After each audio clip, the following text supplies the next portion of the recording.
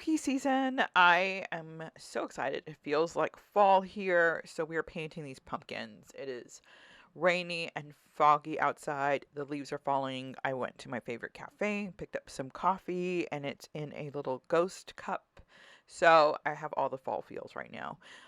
So we're painting these pumpkins, and once you get the stencil down, I will post uh, the tracing for this with the in the description below. Once you've traced this, or you can use carbon paper, whatever it is, however you want to trace it.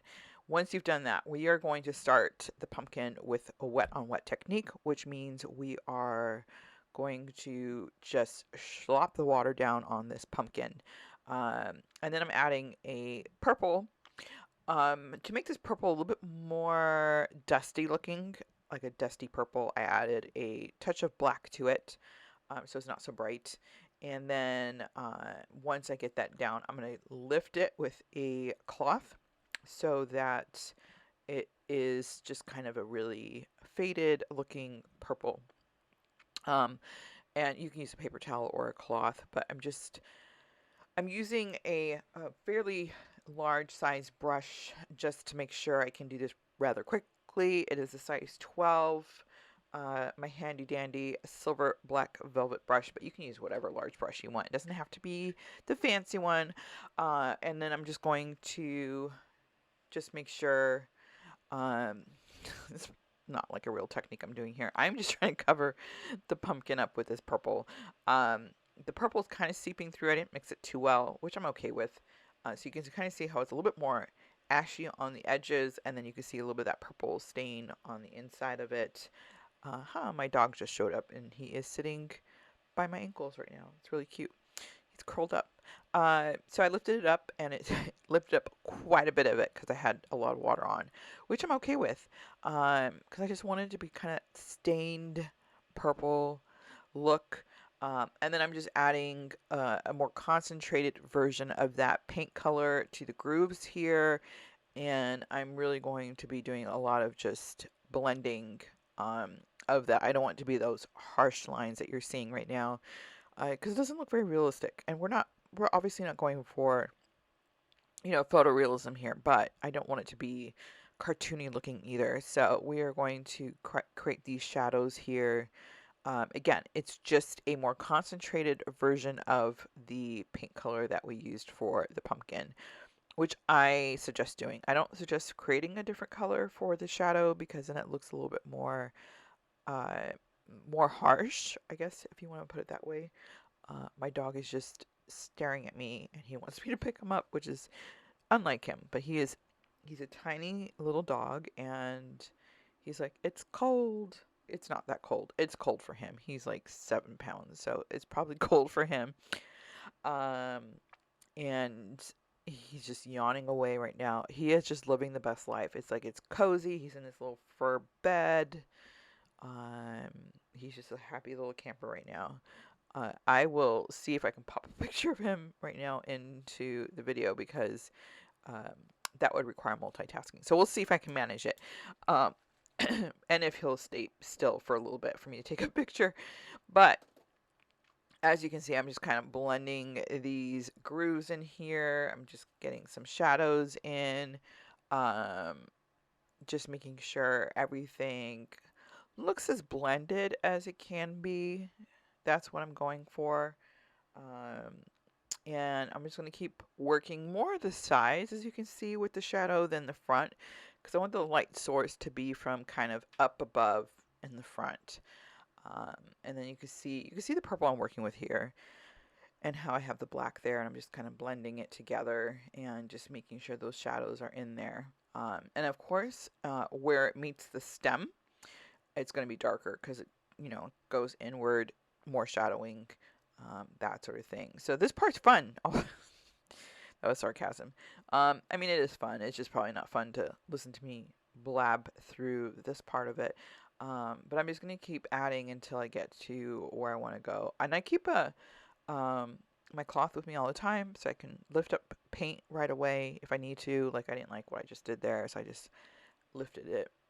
And it's funny because when I teach my classes in person, people I have to remind people to use a paper towel. They will go almost mostly through the class without using it, and then they feel bad when they use it. And I have to remind them that nope, this is very much a part of watercolor is lifting the paint. So don't be afraid to work it and then lift it, work it, lift it, work it, lift it. That could be a jingle. Maybe somebody listening can create a jingle. Work it, lift it, work it, lift it. So I'm just going to keep working this until I get to the consistency I'm looking for. And now my dog is curled into a tiny little ball. I'm sure you're very excited to hear about the shenanigans of Mr. Kylo. He is, he's a, um, he is not my dog. I mean, he's of course our dog, but he is very much attached to my son, my 15-year-old son, and typically that's he's either going to be there, but he's a dog's dog. So if my other dog's around, he'll curl up with her. I don't know where she is. I think she's downstairs, and my daughter is there, so he's staying far away from our 2-year-old. Um, but I'm usually his last resort. And he's been kind of growing close to me lately. But he is curled up next to me right now. So I am his happy place right now. So I'm just, as you can see, working a little bit more shadows into the top of the pumpkin here. And then you just want to keep, I mean, if you looked at this, you probably didn't think I spent that much time working through to make sure those looked right. Spend time getting these pumpkins to where you want it to be and really water down the color, because that's the trick. If you don't water it down too much, you're going to end up with a lot more color than you really wanted, which means it's probably going to be a little bit more muddy than you want it to be. This one's a very kind of light touch painting where it looks a little bit more, what's the word I'm looking? Not pastel, but it looks a little bit more just softer. So in order to get that look, you just really have to just go through each layer very patiently. Um, I had this up on, so when I teach my classes here locally, I always have the painting up that's coming up for events. So this is up because I'm teaching this one in November and here locally. And so I have the painting up, and somebody commented the other day, they said, I really love those leaves. And I said, wow, that's probably the worst part of the painting for me. I hate the leaves. And they all started laughing. I'm like, see, it just goes to show you that it doesn't, what you may end up hating might be what somebody else loves about your painting. So when I did the leaves, I still don't like them, which is, usually if you go back to your painting after a while, it tends to grow on you a little bit. The leaves have not grown on me. But I kept it because it still worked. It just didn't turn out as well as I wanted them to. So, but you'll see that here in a minute. I'm kind of jumping ahead. So now I'm doing the orange pumpkin. And you can obviously do this in whatever color you want. I don't know if I've ever seen a purple pumpkin. I know I've seen a white pumpkin and an orange pumpkin. And now that I'm thinking about it, I'm like, oh, I painted a purple pumpkin. I don't think I've ever seen one. I've seen, like purple gourds and stuff, but not a pumpkin. So, but creative licensing. So we made a purple pumpkin. You can do whatever color you want. But as you can see, as it's drying, the purple one, you can see that it's kind of looking a little bit more blended than when it was wet. So with the orange one, I'm using this to kind of create the streaks in the pumpkin. You can see more of the bottom of the pumpkin here. So I'm just trying to create the streaks there so you can see a little bit closer now. Because pumpkins have those ridges. I'm also speeding this up a bit because I don't think you want to sit here and watch me paint the same technique for this whole entire time. So I'm not painting this fast. This is sped up. It would be very helpful if I could paint this fast, but I can't. And I am, I went pretty dark on this one, but as you can see, I'm focusing in on the ridges here, and just to create the shadowing and stuff, as I mentioned before, specifically around the stem and the bottom, because the light source is kind of forward and above, which you can really see with the orange pumpkin, but I'm just going to keep working this little orange pumpkin here. So I'll step away for a moment as we finish up these pumpkins, and I'll come back when we get to the leaves.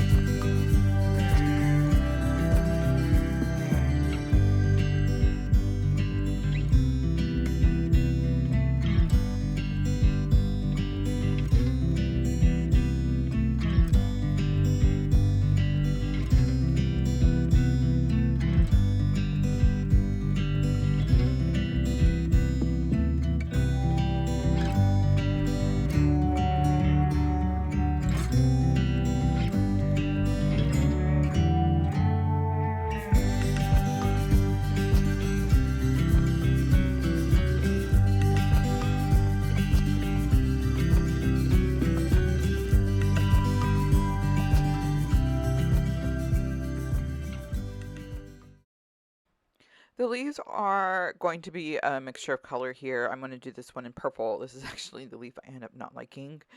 And I'm not really sure why. I think I probably started off not liking it from the beginning and it just never got better. But just doing that in a purple, and I'm doing it a wet on dry. And then I'm going to add a little bit of a darker color to the inside where the leaf kind of comes together. And you just kind of decide which one you want. You don't have to obviously follow these colors. You can mix in some other colors in there as well, but I'm doing a couple of them in the purple.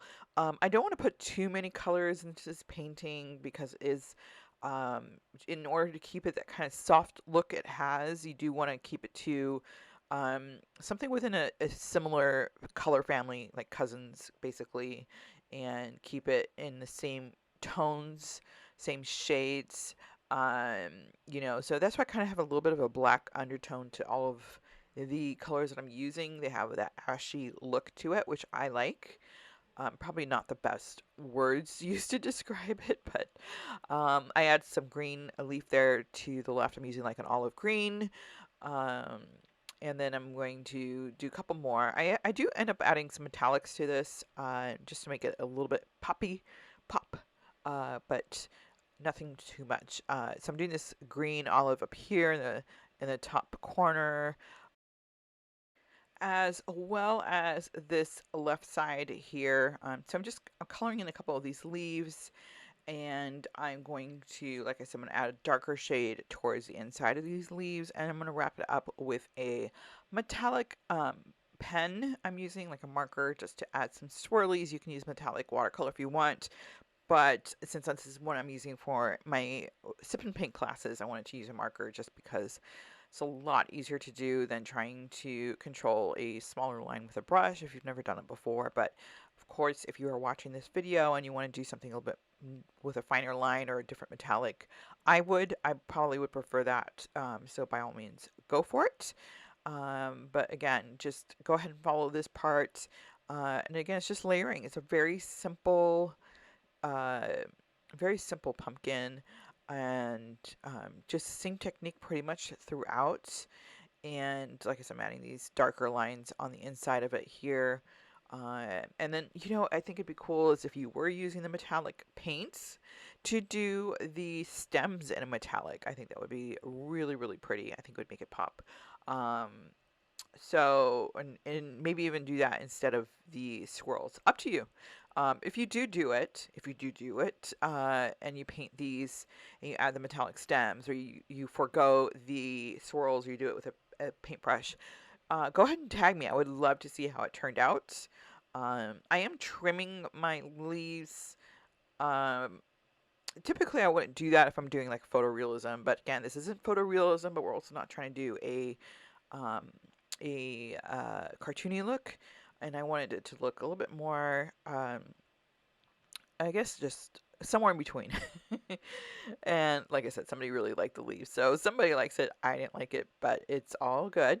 I'm not gonna love everything I paint, neither are you, and it's completely okay.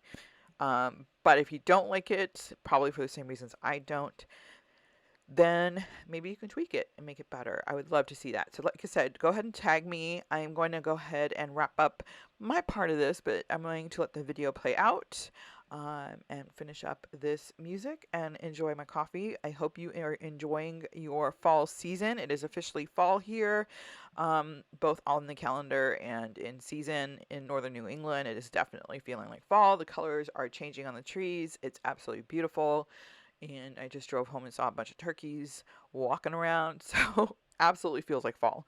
I hope you have a wonderful fall season. Stay tuned. There will be quite a bit more in the spooky and fall paintings coming up. And if you, of course, have any special requests, let me know.